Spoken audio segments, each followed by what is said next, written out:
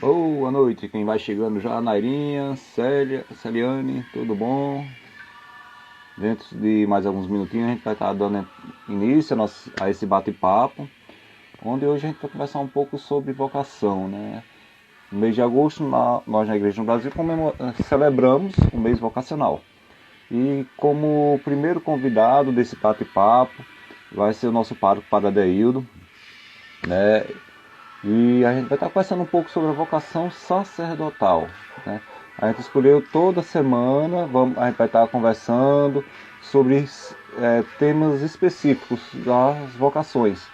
Então domingo a gente celebrou o Dia do Padre, mais especificamente ontem, dia de São João Maria Vianney, nós celebramos o Dia do Sacerdócio, né, com o Dia do Padroeiro dos Párocos, né? E a gente vai falar um pouquinho sobre a vocação sacerdotal. Já está chegando aqui o nosso pároco, o Padre Adeildo. Isso, esse bate-papo, conhecer um pouco da história dele como sacerdote, né? E eu acredito que muita gente tem essa curiosidade. Boa noite, Padre. Sua bênção. Boa noite, Deus abençoe. Tudo bom, Francisco? Tudo em paz. Tá me ouvindo direitinho aí? Ótimo. Pronto. Bom, Padre, eu estava falando aqui já para os nossos espectadores que já estão já nos esperando aqui, que hoje a gente vai conhecer um pouco da sua história como sacerdote, né? Eu acho que grande parte da nossa paróquia tem essa curiosidade de saber, de conhecer um pouco da sua história, né? Eu preparei um pequeno roteiro com algumas perguntas para a gente ficar melhor. Pois não, eu estou pronto para responder. Primeiro, eu quero mandar um abraço a todos que estão nos acompanhando nesse momento, não é? E é uma alegria muito grande a gente falar daquilo que a gente vive com satisfação, né? Que bom. Daquele que a gente vive. É assim. Então, padre, a gente está vivendo esse tempo novo, como eu posso dizer assim, é algo que eu acho que até nos nossos piores pensamentos, eu acho que a gente não pensava passar por tal situação que a gente passa hoje, né? E o senhor, como sacerdote, como nosso diretor espiritual, tem nos comportado, tem nos trago esse alento para esses tempos difíceis. Como sacerdote hoje, qual seria seu principal, o primeiro conselho que o senhor daria a um fiel que hoje está tendo um pouco de medo dessa situação que a gente vive? O primeiro conselho seria confiar, confiar em Deus, né? Sim, Quem confia em Deus nunca se decepciona. Deus está sempre pronto a nos atender. Então, no meio dessa pandemia, no meio dessa tempestade toda, a gente nunca pode esquecer da presença de Jesus no nosso barco. E quando ele está no barco, ele acalma a tempestade, né? Tira o nosso medo e ainda nos diz, homens de pouca fé. Então é preciso que a gente acredite nessa permanência de Jesus entre nós. Se ele está entre nós, tudo é bonança, tudo é temperança, tudo é calma, né? Tudo é calmaria. Então a gente tem que tirar muito proveito dessa situação. Talvez pessoas já passaram situações bem piores do que estas, né? E conseguiram, né, ressignificar determinados pontos de suas vidas. Então, eu falaria para todo o povo para a gente confiar mais em Deus. Quem confia em Deus, repito, nunca se decepciona. é verdade. Bom, como eu falei, eu tenho algumas perguntas preparadas. Essa foi a primeira que foi de improviso, mas a gente quer, como a gente está falando sobre vocações, a gente quer conhecer um pouco mais da sua vocação como sacerdote. Né? O senhor já está conosco aqui há 13 anos, né? Aqui em Arco Verde, né? Eu tive a graça de ter sido o senhor quem fez o meu casamento. Eu me lembro. Dia 7 de dezembro de 2007. Né? Então já Isso. estamos aí caminhando para 13 anos. Né? E, mas só que assim, como eu falei, muita gente conhece o senhor como padre porque o vê, agora vê virtualmente, né, através das transmissões, mas conhece o senhor, vamos dizer assim, na forma mais superficial. Então eu quero conversar com o senhor. Como eu falei, é um bate-papo, onde a gente vai conhecer um pouco da sua história como vocacional, como vocação sacerdotal. Né? Então a primeira pergunta que eu preparei aqui, o que é a vocação para o senhor? Vocação é um chamado, um projeto que Deus coloca no coração de cada um para ser executado com fidelidade. Ele nos predestinou. A primeira predestinação é para o céu, para a eternidade. Mas enquanto o tempo da gente não chega, Ele nos predestinou para alguma missão. Algo que a gente precisa praticar, não só em favor da gente, mas em favor, sobretudo, do outro. Né? Ser útil para o outro. Então, vocação é isso, é esse chamado. Se Deus chama, a gente precisa responder. Porém, nós temos a liberdade também de dizer sim ou de dizer não. Né? Mas a gente também tem que ter bem claro na mente da gente as consequências desse sim e desse não. Alguém que diz não a Deus, mesmo trilhando por outro caminho, eu digo a você que nunca, nunca alcançará a felicidade. A felicidade da gente consiste em dar um sim generoso a Deus. E esse sim, eu diria, de olhos fechados. Porque Deus sabe guiar os nossos passos. Ele sabe para onde está guiando os nossos passos. Esse seria, no caso, por exemplo, uma pessoa que é vocacionada ao sacerdócio, mas opta em fazer uma outra vocação e acaba tendo aquela segunda vocação frustrada. Seria mais ou menos isso. Porque há muitos que agem como Jonas, que foi destinado para ir a Nínive e quis correr da missão. Por isso que foi engolido pela baleia. Não é? Porque ele quis correr da missão, era para evangelizar Nínive, para prevenir a cidade de Nínive, para que a destruição não caísse sobre ela. E ele se acovardou, quis fugir do chamado de Deus, desse chamado profético. E foi em uma embarcação, e durante a embarcação, a gente sabe da história, houve uma grande tempestade, e os marinheiros ficaram assim apavorados, não sabiam a causa daquilo ali, e ele sabia, porque ele estava fugindo do chamado de Deus, estava fugindo da vocação.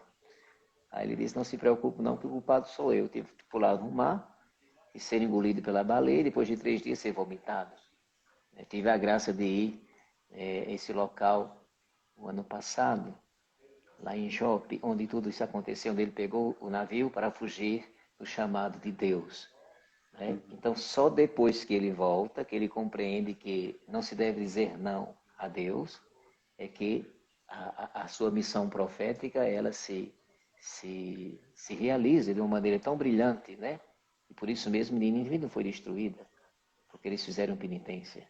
Então, vocação é isso. Deus chama e a gente tem, de todas as maneiras, de responder a Deus. O bom seria responder positivamente, não é? Porque isso vai servir para a nossa realização pessoal. É tão bom dizer sim a Deus, sempre, em todas as circunstâncias. Sempre dizer sim. Né? Mesmo sofrendo as consequências desse sim, mas a gente sabe em quem a gente colocou a esperança da gente e a confiança da gente. Deus chama e capacita. Isso aí é inevitável a gente saber. O senhor já tem quantos anos de sacerdócio, padre? Ordenado? Já estou fazendo, se Deus quiser, em fevereiro, meu jubileu de prata, 25 anos. Então, só que a gente sabe que antes disso existe todo um caminho profissional, vocacional. Mas, assim, quando o senhor sentiu esse desejo, esse chamado de Deus, dizer assim, ó, Adaildo, eu quero você para sacerdote. O senhor lembra, assim... Lembro, sim, eu desde pequeno que já senti essa vontade, né? Uhum. Às vezes eu ia para a igreja, ficava na missa, sempre gostei de ficar na frente. Não para aparecer, mas ficar mais próximo do altar. Eu gostava de ver os gestos do padre. Sei. Eu gostava de ver. E às vezes ficava até muito próximo, mas muito próximo mesmo, olhando detalhes. Eu lembro de detalhes assim importantes do altar. Né? As toalhas litúrgicas do altar, daquilo que tinha ali perto do altar. Eu pensava, mas achava que não era para mim, não. Uma criança pobre não teria tanta possibilidade de ser padre. Não é? Então, tinha coisas que eu não achava possível de maneira alguma. Mas escondia só para mim esse desejo, né? Dizia, eu queria tanto ser um sacerdote, mas não sabia como fazer. ainda pequeno, então Uhum. tem muita coisa pela frente ainda, né? E eu fiz minha primeira comunhão acredito, com 9 anos de idade. E assim que terminei a primeira comunhão, né, que fiz minha experiência com Jesus sacramentado, eu corri imediatamente para assumir a catequese de crianças também. Criança evangelizando criança. Isso. Só que eu não queria ficar no centro da cidade. Eu queria ir para a periferia. Primeiro porque eu teria um pouco de vergonha de acanhamento com a criança. E segundo porque eu me sentiria melhor, os mais simples. E isso eu ia todos os domingos, tinha um violão, né? Completamente desafinado, eu me lembro muito bem disso, mas ninguém sabia tocar violão, nem tampouco eu, mas eu fazia zoada e os meninos da periferia gostavam demais. E eu preparei turma de primeira comunhão com as crianças da periferia. Mas sempre tive essa iniciativa de ficar sempre engajado na igreja, né? Mesmo com essa vocação um pouco dentro, ainda se formando, a semente que vai germinando, e aí, sem nunca me afastar da igreja, né? Estudando, sendo jovem normal como qualquer outro jovem, mas eu nunca fui de estar em festa, de bebedeiras. Naquele tempo tinha umas discotecas, né? Eu nunca gostei, nunca, não é porque era vocação sacerdotal, é porque nunca gostei. Talvez isso fizesse parte da semente da vocação sacerdotal, mas isso nunca me chamava atenção, de maneira alguma. O que me chamava atenção era o estudo e estar na igreja, ou ir evangelizar na zona rural, com minha mãe ia também com a gente acompanhava ela, a gente andava, antigamente chamava-se léguas, a gente caminhava léguas e léguas e léguas para evangelizar, e quase todo final de semana a gente tinha um sítio para a gente caminhar e ir ali para evangelizar. Isso ia me cativando. No pré-jovem, antigamente chamava-se pré-jovem, quando a gente tinha 12 anos, 13 anos, a gente já quer ser rapaz, a gente já quer ser adulto. E Uhum. tinha umas irmãs damas lá na minha cidade.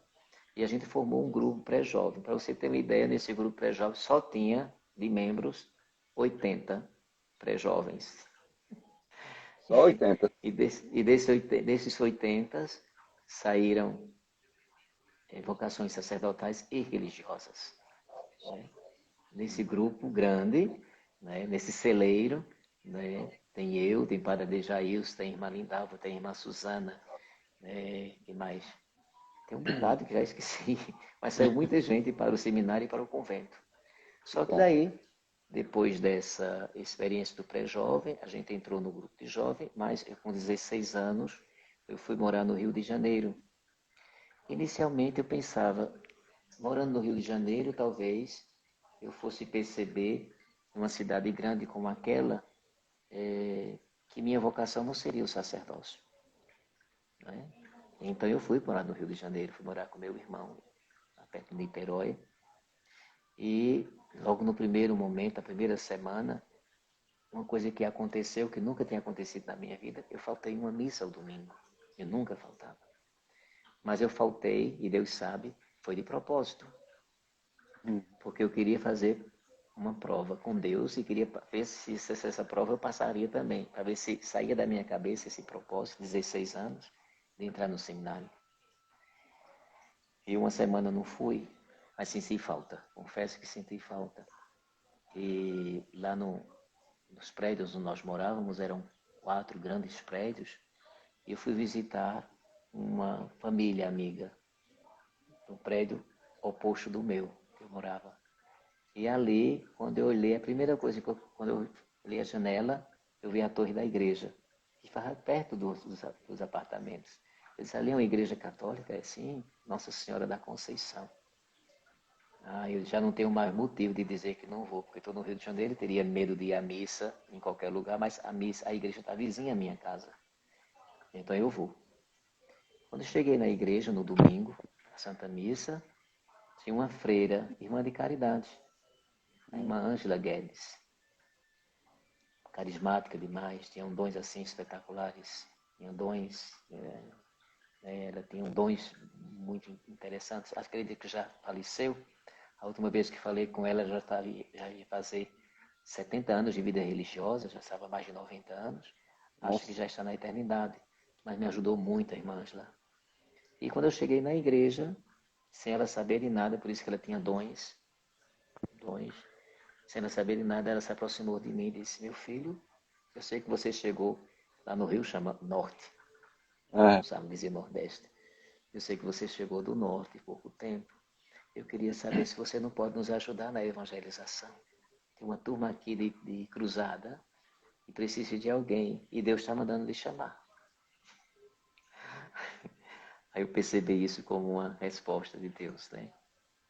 Essa perseguição bonita de Deus, né? Para que a gente possa assumir os propósitos dele. Eu assumi essa turma de cruzada com a irmã, e aí eu fiquei empolgadíssimo para entrar no seminário. Fiz todos os encontros do seminário lá na Arquidiocese de Niterói, mas muito jovem ainda. Foi tempo que meu irmão, que era marinheiro, foi transferido novamente para Recife, para a capitania dos portos. E aí eu fiquei sem chão, né? Eu digo, eu vou ficar no Rio de Janeiro sozinho. Já ia entrar no seminário, mas muito cedo, não é? Então eu voltei com ele. Quando eu voltei, fiquei em Olinda. E mais outro gesto de Deus, um rapaz seminário, um amigo meu, né? Foi lá na minha casa e disse que estava entrando no seminário. E eu participei dos encontros ocasionais, todos, com ele lá no seminário de Olinda. Só que na hora de dizer sim, eu fiquei em dúvida ainda, porque ainda me achava muito indigno, ainda hoje me acho, né? De tão sublime vocação. E aí eu já tinha falado com Dom Manuel Palmeira, que era bispo de Pesqueira na época, um homem santo de Deus. Eu fui falar com ele e Dom Manuel Palmeira, ele me convidou para passar uns dias com ele em Pesqueira. Pesqueira eu não conhecia muito Pesqueira, de jeito nenhum. Não ia muito a Pesqueira, até porque era contramão da minha cidade. E Dom Manuel Palmeira me convidou para passar esses dias com ele e eu não fui. De maneira alguma, mas eu não fui porque eu não queria mesmo ir para não assumir essa responsabilidade, né? Só que depois, isso foi mês de setembro, passou setembro, outubro, novembro, dezembro, janeiro. E aí o Mosteiro de São Bento enviou umas fichas para o vestibular e eu não fui em setembro. E perdi a ficha, né, para o vestibular, para a filosofia. Mas até eu não estava querendo ir. E esse meu amigo que era seminarista, que hoje saiu do seminário, ele só entrou para me colocar. Esse meu amigo, nós tínhamos ido a uma missa lá no centro de Recife, voltando para casa, para Olinda. Passávamos perto do mosteiro e tem uma faixa sobre o vestibular da filosofia, que era naquela semana. E ele me perguntava assim, Adeudo, você não quer fazer não? Eu sei que tu tens vocação para a vida sacerdotal. Eu disse, eu não sei. Só que de repente eu dei parada num ônibus e nós paramos na frente do mosteiro, na parte do colégio de São Bento, né? E passamos para o mosteiro. Eu disse, eu vou tentar fazer. Não sei como, mas eu vou tentar fazer esse vestibular. E chegando lá, a secretária me dizia, olha, é 100 cruzeiros. Cruzeiros novos, acho que era nessa época, era cruzeiros novos. Não era real na época, não. Aí eu disse, mas eu não tenho dinheiro, eu estudo, não tenho dinheiro. Quem tinha dinheiro era meu irmão Adilson, que trabalhava no Palace Hotel, lá em Boa Viagem. Mas eu não trabalhava, mas fazia tudo em casa, né? Amassar uma comida. Então minha contrapartida era essa. E Adilson, na época, tinha uma crise de fé muito grande. Dizia até que não acreditava em Deus. Sim. Então, como era que eu ia dizer isso a ele? Pediu dinheiro para fazer o vestibular de 100 cruzeiros. Né? Ou 100 cruzeiros novos, alguma coisa assim. Eu disse, olha, eu vou fazer um vestibular, tu me ajuda. Quanto é a inscrição? É R$ 100. Sim, claro. Bom. Eu fui fazer a inscrição e só faltava uma semana para o vestibular. O calhamaço de livros mais grande para estudar tudo. Disse, meu Deus, não vai dar tempo o vestibular assim, de uma semana para estudar assim. Mas se for tua vontade, eu vou fazer. Então, enquanto não chegava a semana, eu fui à Pesqueira para falar com Dom Manuel, porque ele era o bispo da diocese de Pesqueira, e eu queria na minha diocese, não ficar em Olinda, minha diocese de origem, né? E o Padre Pedro era acompanhante das vocações, Padre Pedro Monteiro. Eu tinha falado para Pedro que não iria, e Pedro não disse a Dom Manuel Palmeira. Não sei porquê. E chegando lá, Dom Manuel Palmeira abriu um sorriso, me deu um abraço forte, ele gostava muito de mim. Eu disse, Manuel, eu vim aqui para falar com o senhor a respeito do seminário. Ele disse assim, pois é, em setembro eu lhe esperei, aí você não veio, né? Aí eu dei uma ficha para um menino, para o Roberto, que era um seminarista, e a sua ficha eu não tenho mais. Eu disse, mas sem a sua permissão eu fiz pessoalmente a minha inscrição no vestibular, que eu vou uma ficha lá, eu vou fazer o vestibular na próxima semana. Só queria saber se o senhor me aceita como seminarista da Diocese Pesqueira. Aí ele se levantou, aquele jeito dele de santidade, me deu um abraço muito forte e disse, considere-se seminarista da minha Diocese Pesqueira. Que bom. Eu fiz o vestibular e ainda fiquei em 5º lugar. Não sei como, mas Deus sabe das coisas. Fiz o vestibular e no dia 18 de fevereiro de 1990, às 10 horas da manhã, eu chegava no seminário. Entre uma missa. Estava se celebrando uma missa, não era o seminário, a gente morava naquela época, o seminário não era aberto para seminaristas de outras dioceses, nós morávamos em comunidades. Naquela época tinha comunidade, porque o ITER havia fechado, graças a Deus, fechou o ITER, e aí a gente foi morar em comunidades. E foi uma experiência para mim muito boa também, mas eu senti a necessidade de morar no seminário, a formação seminarística no seminário. Na pequena comunidade, pois era assim que funcionava. Depois o Papa João Paulo II mandou fechar todas as casas e mandou seminaristas, mesmo de outra diocese, para o seminário de Olinda. Então eu passei lá no seminário de Olinda, estudava no mosteiro de São Bento e morava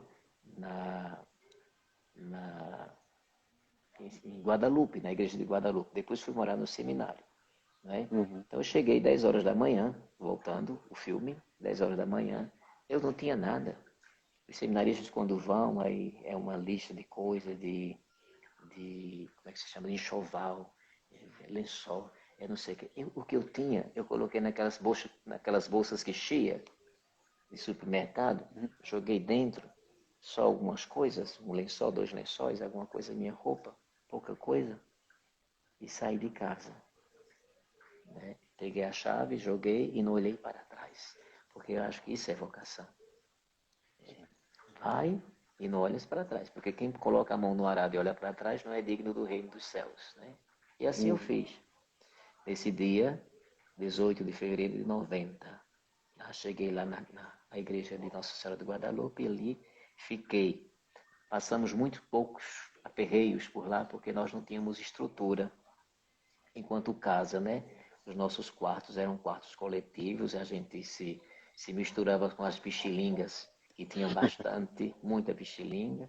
Às vezes dormia em uma cadeira de balanço velha, mas eu nunca reclamei. Eu sempre achava graça, tirava proveito dessas experiências, achava muito interessante a gente ali, sem nenhuma condição, né? Às vezes até passando dificuldades na alimentação, mas a gente ali, tudo junto, éramos 14 nessa casa.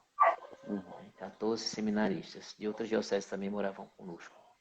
E ali nós passamos um ano, depois eu fui para o seminário maior, seminário de Olinda e Recife, concluindo a filosofia, eu fui para Brasília. Em Brasília eu fiz meus 4 anos de teologia e estou aqui, ordenado em 96, 24 anos de padre, quase 25, estou aqui para servir a Igreja de Deus. Entre seminário até a ordenação, por aí aproximadamente 6 anos, 6 a 8 anos. Isso. A Naira tinha perguntado um pouquinho mais acima, né?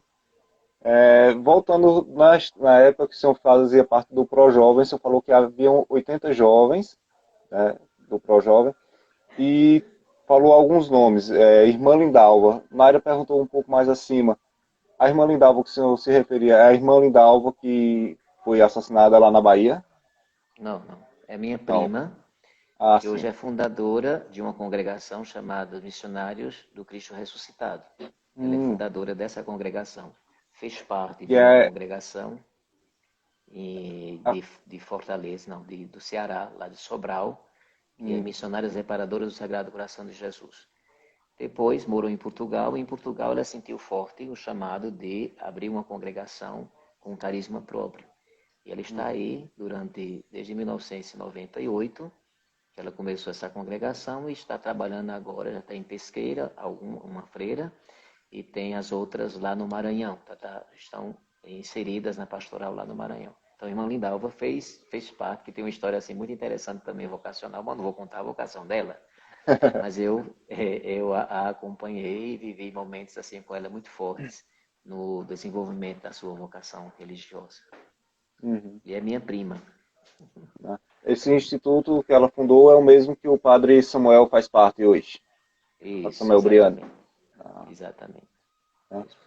Bom, tinha duas perguntas que, com esse resumo que o senhor fez, já foi contada no meio, né? Quando o senhor sentiu esse chamado à vocação, o senhor falou que era durante as missas, que o senhor ficava lá à frente. E a outra pergunta era quais foram os sinais que levaram. Então eu creio que os sinais, assim, o senhor pode até complementar, os sinais foram a irmã lá no Rio de Janeiro, né, que o senhor faltou de propósito à missa, aí o senhor olha e diz, você faltou, agora é minha vez. Tome. Né? Teve Isso. mais algum outro sinal mais assim, claro, teve o próprio vestibular, que o senhor viu o anúncio, a ajuda do seu irmão Adilson, Padre Adilson, mas teve algum outro sinal assim mais específico, mais nítido, vamos dizer assim? Não, não. Não. Eu me lembro porque em oração a sensibilidade da gente fica mais aguçada. Então a gente é capaz de decifrar sinais mais complexos possíveis. Então, na oração a gente consegue decifrar sinais complexos. Não é? Sem oração a Uhum. gente não consegue, não. Eu sempre É fui muito de verdade. rezar o texto todos os dias, o ofício Nossa Senhora aos sábados, né? Uma devoção mariana muito, muito forte, sempre na minha vida. Não é? E eu sempre tenho certeza absoluta que Nossa Senhora me acompanha. Não é? Uhum. E, bom, Deus é quem faz as coisas. É verdade. Tem uma outra pergunta aqui bem interessante, padre. A gente sabe que várias pessoas cruzam nos nossos caminhos.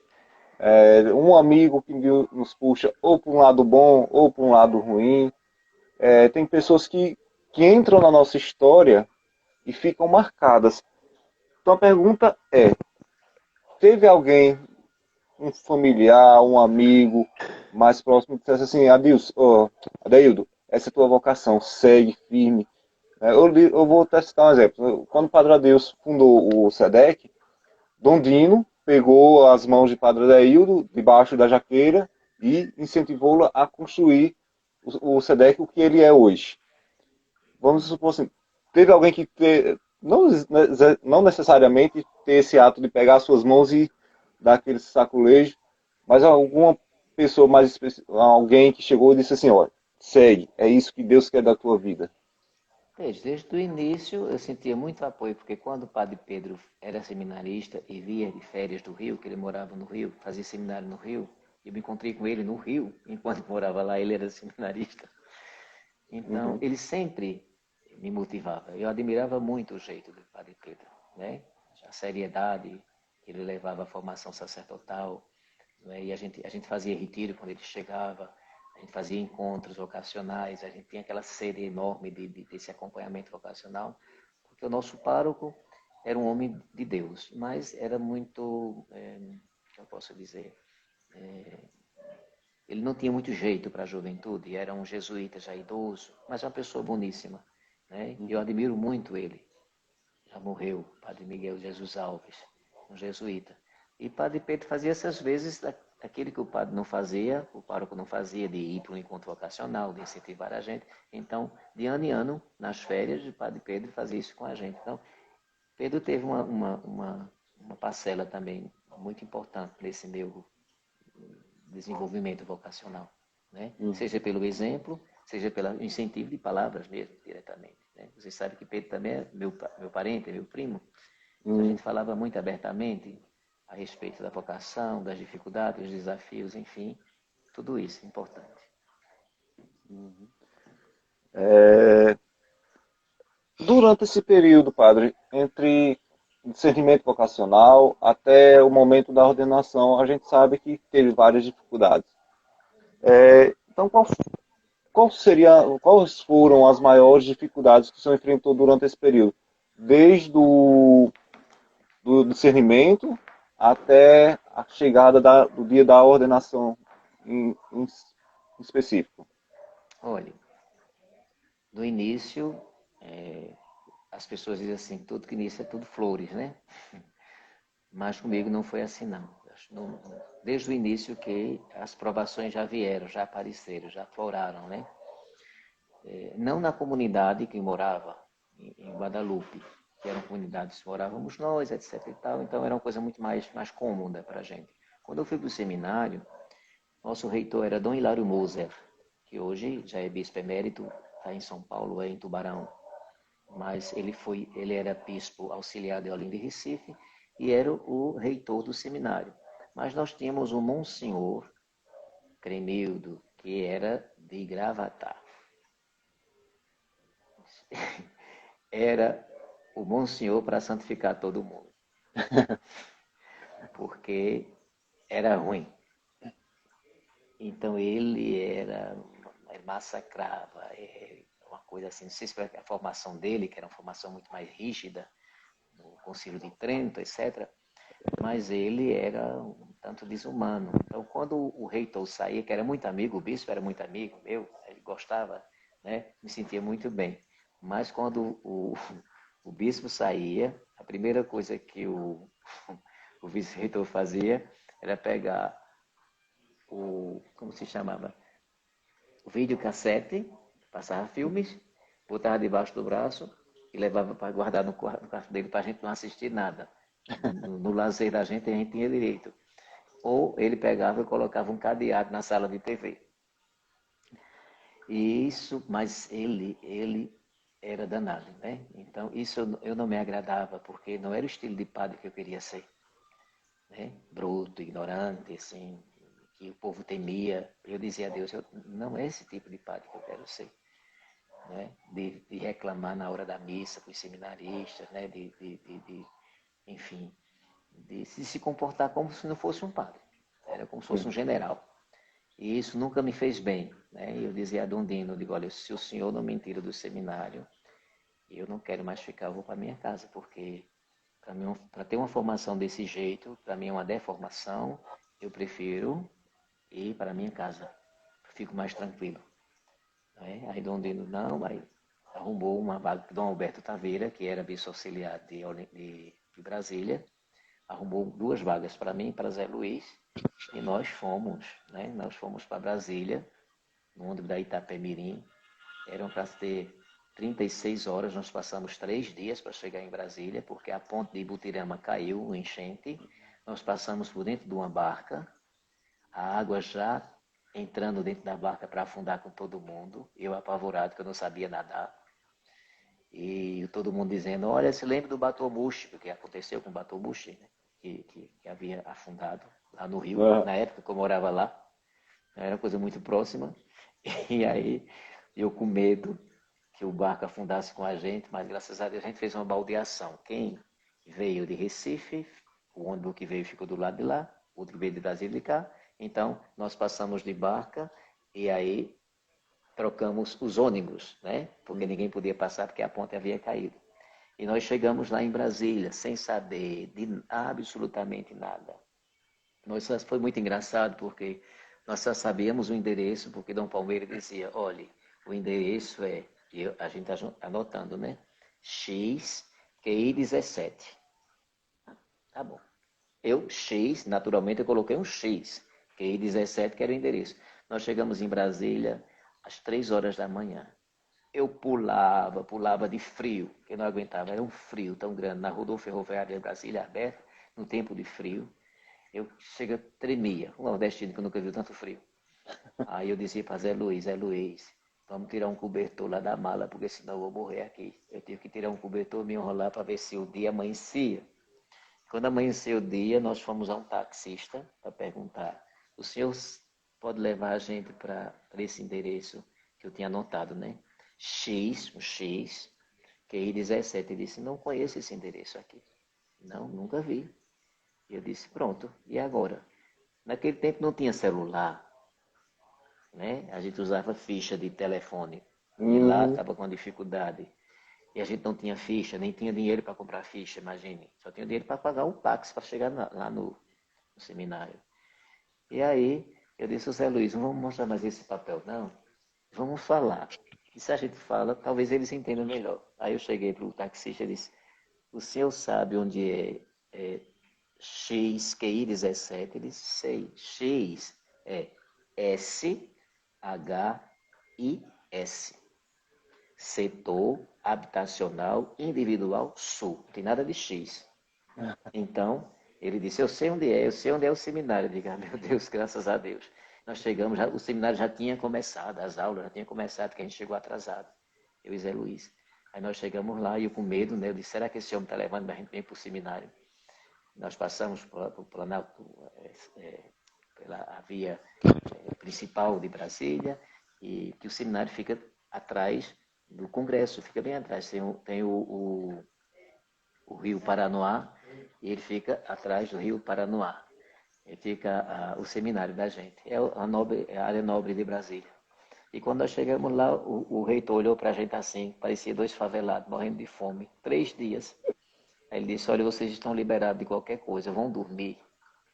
Vão ter a quarto de vocês, se vocês vão se alimentar, vão dormir. E depois a gente conversa. Pronto, aí a gente começou a vida da gente. E graças a Deus, no Seminário de Brasília, nós fomos formados pelos padres da Companhia da Sociedade de São Sulpício, os padres de Paris. Então, eram 9 padres, tinham padres colombianos, tinham padres franceses e tinha um brasileiro. Então, esses padres e colombianos, esses padres nos formaram. Hoje não tem mais em Brasília, eles não estão mais, mas os padres diocesanos assumiram. Mas na minha época era essa sociedade de São Sulpício que ela é preparada justamente para a formação dos sacerdotes. Então, uma formação muito ortodoxa no sentido de fidelidade à igreja, né, em todos os sentidos, e isso eu devo muito, mas devo muito a Brasília, aos padres de São Sulpício, pela minha formação sacerdotal. Né? Então, aí foi minha formação. São muitas histórias engraçadas e a gente vendo aqui o pessoal comentando, né? O pessoal rindo das histórias, né? Na área não tinha Uber, né? Então, Nem tinha carroça de burro para levar a gente. como eu falei no início, um pouquinho antes de eu entrar, a gente não conhece bem a história do padre. A gente conhece o padre, mas não conhece a história. Então, é por isso que é importante esse momento, essa interação entre o pastor e suas ovelhas de uma forma virtual. Uma última pergunta, e pode ser que até que surjam outras perguntas no ar também. A gente sabe que a nossa diocese hoje a gente tem, eu não sei a quantidade de seminaristas que tem hoje, que já estão firmes. E a gente sabe que esse processo de seminário, mesmo ele estando lá dentro do seminário, ainda é uma forma de descobrir a sua vocação. E a gente sabe que muitos passam dificuldades, crise de vocação, crises vocacionais. O que o senhor diria a esses jovens hoje que estão nessa fase? A gente tem aqui na nossa cidade, a gente tem o Marcos, que se ordenou diácono esse sábado, né? Temos o Wesley, que foi esse ano, temos o Arrudinha, e deve ter mais algum que agora me fugiu o nome. Qual o seu conselho a esses jovens que estão nesse caminho? Tanto eu digo um conselho na vocação sacerdotal, como na vocação religiosa, que estão nos discernimentos. Eu diria o seguinte, não procurem o sacerdócio, de maneira alguma, por um status. Não procure o sacerdócio, o ministério sacerdotal, para acomodar-se. Não procure o sacerdócio para dar a impressão que você é mais do que o outro. Sacerdócio é serviço. E o sacerdócio está profundamente configurado à dimensão do sacrifício. Se um vocacionado ao sacerdócio, se um seminarista, nunca passou pela dimensão do sacrifício, ele nunca vai saber o que é o sacerdócio. A gente só entende o sacerdócio ministerial no sacrifício, em todos os sentidos. Não é? A gente não entra para a vida seminarística ou para a vida sacerdotal procurando boa vida, não. Não é? E se eu fosse contar aqui as minhas experiências, né, enquanto pároco de outros lugares, as dificuldades são inúmeras. As incompreensões são inúmeras. A gente não, hoje em dia, a impressão que tenho é que muitos entram para receber aplausos. Isso não leva a lugar nenhum, não é? Acho que quanto mais anonimato, né, quanto mais afastado de mídia, dessas coisas, melhor para o sacerdócio ministerial. Porque isso pode criar na pessoa, no ser humano, um orgulho doentio, que não ajuda de maneira alguma, não é? Eu acho que é seguir o exemplo de João Maria Vianney, que não foi reconhecido porque construiu muita coisa. Acho que ele não construiu foi nada. O que ele construiu foi a vida eterna no coração das pessoas, não é? Foi colocado num lugar terrível, que Ars era terrível, ninguém queria ir para lá, então vamos colocar isso daqui que é um pouquinho ignorante, vamos colocar ali. E de repente ele chamou a atenção toda, né? Com a desenvoltura do seu ministério sacerdotal, sobretudo dentro do sacramento da penitência e da Eucaristia, na Santa Missa. Então ele se colocou, as suas virtudes heróicas, elas aconteceram justamente diante desses dois sacramentos, a Eucaristia e o sacramento da penitência. E isso levava, essas duas atitudes de João Maria Vianney, o levava também a se desprender de tudo. Diz a história que muitas vezes ele tirava a própria roupa, ele usava a batina, mas ele tirava a própria roupa e dava para o pobre, tirava a sandália e dava para o pobre, ele se desfazia de tudo que era material. Porque a riqueza dele era a eternidade. Então, eu acho, sobretudo nesses nossos tempos, que nós precisamos, eu já fui reitor do seminário, eu sei como que nós precisamos de receber seminaristas com essa mentalidade. Há muitos que entram no seminário pensando qual é o carro que eu vou ter, que casa eu vou morar, qual é a paróquia melhor da diocese, qual é a paróquia que mais dá dinheiro, qual é isso e aquilo outro. Quer dizer, isso não sustenta a vocação de maneira alguma. Ao contrário, não há sustentabilidade de vocação. E se acaso chegar a se ordenar com esses pensamentos, é uma vocação falida. Vai ser um padre frustrado, um padre que não vai exercer com fidelidade o seu ministério, porque vai ficar preso à dimensão material, não é? Então isso não vai ajudar de maneira alguma. Então, na formação, os formadores devem trabalhar muito bem isso, não é? Quais são as motivações verdadeiras que devem existir na vida de um seminarista, não é? Pensar, se me der uma paróquia paupérrima, então é daquela paróquia, aquele rebanho que Nosso Senhor me deu. E olha que eu já passei por paróquias muito pobres, muito pobres, de maneira que já vi alguém que é de lá, a Joelma, sabe muito bem dessa história. Quando eu cheguei lá em Cristo Rei, era uma paróquia muito pobre, lá em Pesqueira, não é? E nós passamos 8 meses celebrando fora da igreja, porque a igreja não tinha condições por conta da estrutura. Nós celebramos 8 meses na rua, não é? Fazendo campanha para a gente reconstruir. E graças a Deus, hoje eu deixei em Pesqueira um salão paroquial, a igreja está lá, graças a Deus, mas sobretudo a igreja Povo de Deus, porque era mais importante para mim, era a igreja Povo do que a igreja Templo, né? Do templo, né? Não significa nada se o povo não se considera igreja. E foi esse trabalho que nós fizemos em Pesqueira, lá na paróquia de Cristo Rei. A minha primeira paróquia, como vigário paroquial, foi Catedral de Santa Águeda. A segunda foi Cristo Rei e a terceira foi Nossa Senhora das Dores em Poção. A quarta é Nossa Senhora do Livramento. Já está conosco aqui há 13 anos. 13 Vamos anos, esperar vou mais um fazer pouquinho. 14 anos. 14 anos Deus já é vai quem fazer. sabe. Estou Vamos pronto esperar para onde mais um Ele quiser pouquinho. me levar. Para onde Ele quiser me levar, eu vou. Surge uma outra pergunta agora, padre.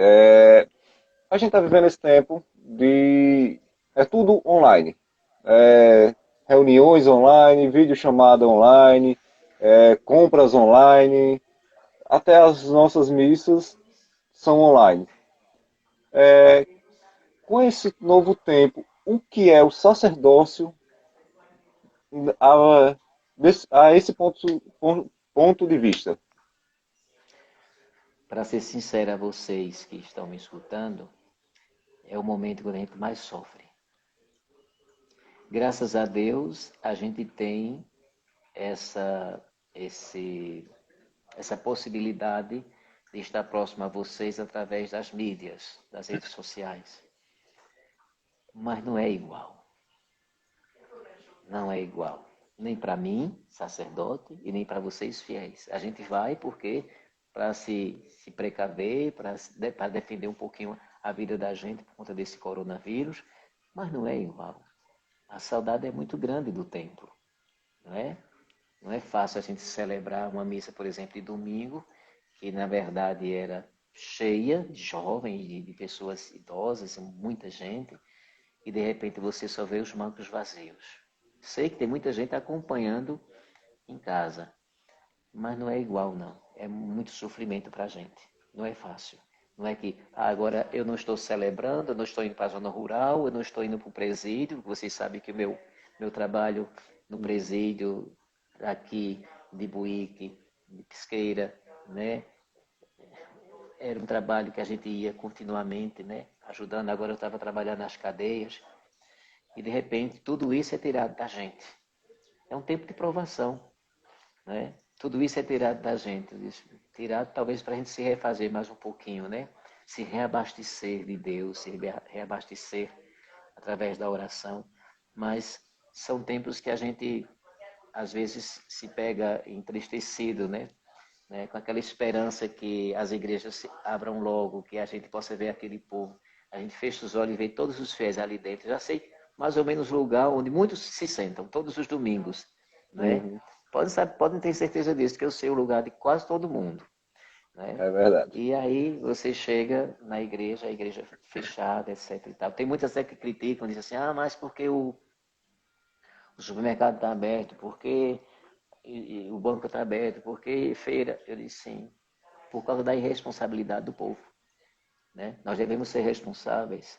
Eu não queria chorar mais a morte dos fiéis, né? E isso, querendo ou não, traz tristeza para a gente. A gente saber que um paroquiano morreu por causa do Covid-19. É uma tristeza muito grande que dá na gente, né? É como um pai que perde realmente o filho, tá? Eu lembro, padre, logo no início, quando a gente celebrava, as missas estavam sendo aqui no Colégio Imaculada, um certo momento, antes da missa, o senhor falando, eu não sou um homem de mídia. E eu até citei o exemplo do padre Adilson Simões, que ele já está acostumado com a câmera, com o microfone, o próprio padre Benevaldo, que entrou agora há pouco aqui também, eles já são pessoas que estão mais acostumadas a essa forma virtual, né? E naquele dia, eu conversando com o senhor sobre isso, eu vi e senti, eu aprendi a conhecer alguns sinais do senhor, eu senti aquele pesar do senhor, que eu sentia como se eu estivesse dizendo assim, eu não aguento mais, eu quero ver o meu povo, eu quero poder olhar nos olhos. E é o que eu disse a algumas pessoas alguns dias atrás, só o padre Daildo, ele precisa ver as pessoas, ele precisa sentir o abraço, ele precisa se sentir sendo visto.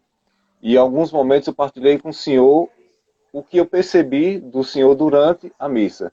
Exemplo, na Semana Santa, na sexta-feira da Paixão, durante o Corpus Christi, na transmissão do Corpus Christi, o senhor, como eu posso dizer, o senhor estava envolto uma outra realidade, vamos dizer assim, uma realidade sobrenatural. Porque aquilo ali eu senti que o Senhor, as pessoas não estavam ali, presentes fisicamente, mas o Senhor, no seu coração, trazia as pessoas que queriam estar lá. E um outro momento que foi o segundo mais forte para mim, nesse ponto de vista, foi justamente o dia da Sexta-feira Santa, aquele momento em que o Senhor abraça o crucifixo na adoração da paixão, né? E o outro momento forte foi no dia da coroação de Nossa Senhora. O Senhor a estava coroando ali, vamos dizer assim, vamos colocar num grosso modo, estava coroando uma imagem de barro, de gesso.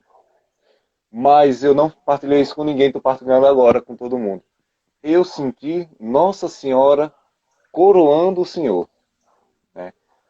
Como a gente sabe, os sacerdotes são os filhos preferidos de Nossa Senhora. Muita gente diz. Então, aquele ato do Senhor coroar Nossa Senhora, eu, do meu modo humano, pode ter sido coisa da minha cabeça ou não, mas eu sentia como Nossa Senhora o coroasse também. E o interessante nessa história é que geralmente a gente ia colocar Nossa Senhora do Livramento, ou tem Nossa Senhora da Conceição, Nossa Senhora das Graças, que a gente coloca sempre para a coroação. E chegou Nossa Senhora de Fátima, que é a santa da minha devoção particular, né? Então até sonhar com ela eu já sonhei me dando um sinal. Você sabe disso. Sei. E sonhei com ela, escutei a voz dela e aquilo que ela me dizia era verdade, né? Foi comprovado a orientação que eu recebi dela.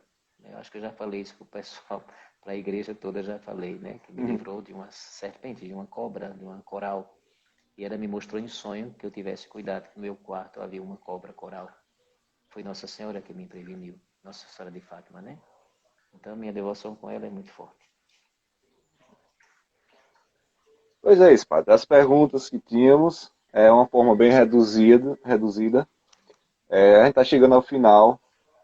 Qual a sua mensagem desse mês vocacional para a sua comunidade? Hoje é a sua comunidade, é a comunidade que quer ouvir o seu pastor, as ovelhas que querem ouvir o seu pastor. Um conselho para esse mês de agosto. Eu gostaria que as famílias voltassem a ser celeiros de vocações sacerdotais e religiosas. E vocações leigas, conscientes, né? Seja para a vida matrimonial, para os diversos ministérios da igreja. Eu gostaria que nós nos tornássemos uma paróquia que rezasse pelas vocações, né? Quando uma paróquia reza pelas vocações, muitas vocações surgem. Na minha cidade natal de Brejo, nós somos muito mais do que 20 sacerdotes, não sei quantas religiosas, e eu me lembro que todos os sábados, ininterruptamente, tinham as senhoras que rezavam pelas vocações sacerdotais, né? Isso é muito interessante. Então, eu pediria que nós aproveitássemos esse mês de agosto para rezarmos ao Senhor da Messe, pastor do rebanho, que mande operários para a colheita, santos e verdadeiros sacerdotes, não mercenários, mas sacerdotes que tenham coragem de dar a vida para o seu rebanho. Amém. Obrigado. Eu tenho um sobrinho que está aqui tomando a benção, o Júnior. Deus o abençoe. Tem muita gente que conhecida Infelizmente o por tempo aqui. é pouco, né? Que esse Infelizmente. Instagram depois daqui a pouco cai. É só Mas uma hora. eu vou deixar salvo, vai estar lá no IGTV, essa live vai estar salva lá. Então as pessoas vão poder ver e rever várias e várias vezes, né? Vai ser, vai ficar guardado isso. Tá bom. Tá? Meu sobrinho está Então, dizendo que me ama, eu o amo também. pronto. Antes da sua bênção, padre, de dar a bênção, a gente já quer convidar. Amanhã e sexta, quer dizer, esses 4 dias temos missa, né? Quinta, sexta, sábado e domingo temos a missa, sempre às 19 horas, lá no nosso canal no YouTube. E na próxima quarta-feira, dando continuidade a esse bate-papo sobre vocações, a gente vai conversar com o Felipe, ele que é membro do SCC e dos ministros da Eucaristia, se não me engano também da Pastoral do Batismo. Então a gente vai falar sobre paternidade, sobre a vocação do matrimônio, né? Sim, sim, sim. E a Deixa eu gente vai dando aproveitar, continuidade. porque Deixa eu aproveitar que tem minha sobrinha reclamando que eu abençoei um e não abençoei os outros. A Aniélia, de Recife, a Fabiana, e acho que eu só consegui ler essas duas. E todos os outros sobrinhos que estão acompanhando a live nesse momento. E a vocês que pararam um pouquinho para acompanhar essa live. Tem muita coisa ainda para falar, né? Os desafios das paróquias que assumi, né? Cada uma com uma história diferente. Falei um pouquinho de pesqueira, mas tem outros desafios também, né? A minha primeira experiência de vigário em pesqueira. Pesqueira sabe como foi difícil, né? Não conhecia e vinha de Brasília diretamente para assumir a Catedral de Santa Águeda, não é? Então, mas Deus esteve sempre na frente. Eu nunca tive medo, nunca tive medo. E sempre parece que os desafios era que me afervorava mais para enfrentar, porque eu sabia que era no desafio que Deus estava. Bem. Então, Fiquem com Deus, que Deus abençoe a todos. Então, continue rezando pelas vocações, rezem pelos padres, né? Sobretudo aqueles que estão incapacitados por causa desse Covid-19. Rezemos para que a gente possa vencer essa pandemia e que a gente volte à normalidade nas nossas igrejas, porque a saudade é grande. Estamos com saudade de Deus, estamos com saudade da igreja, mas a igreja foi transferida para as suas casas. Mas a gente sente falta do templo, né? Porque é o nosso referencial católico aqui em Arco Verde. Que Deus os abençoe e os guarde pela intercessão de Nossa Senhora do Livramento. amém. O Senhor esteja convosco. Ele está no meio de nós. Abençoe-vos o Deus Todo-Poderoso, que é Pai, Filho e Espírito Santo. Amém. Amém. Um abraço, um beijo a todos. Que Deus abençoe. Obrigado, padre, e até amanhã na missa. Amanhã a gente Amém. se encontra lá. Se Deus quiser, tchau. Se Deus quiser. Bom, é isso, pessoal. A gente chegou ao final dessa live. Foi muito boa. Agradecemos a cada um que assistiu conosco. Fabiana, Maria José, Mila, Mazé, Roberta, Adelmo, Maria Carvalho, Sueli, Sandro. Enfim, são tantos que estiveram conosco, né? Como eu falei, vai estar salva lá no IGTV. Tá salva lá, Narinha. Não se preocupe, não, que tá salva. Quem quiser ver e rever, vai estar lá, tá certo?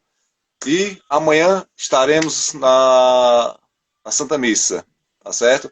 Não se esqueça, só fazer um pedido. Quando vocês estiverem assistindo a missa pelo YouTube, não esqueça de dar o like.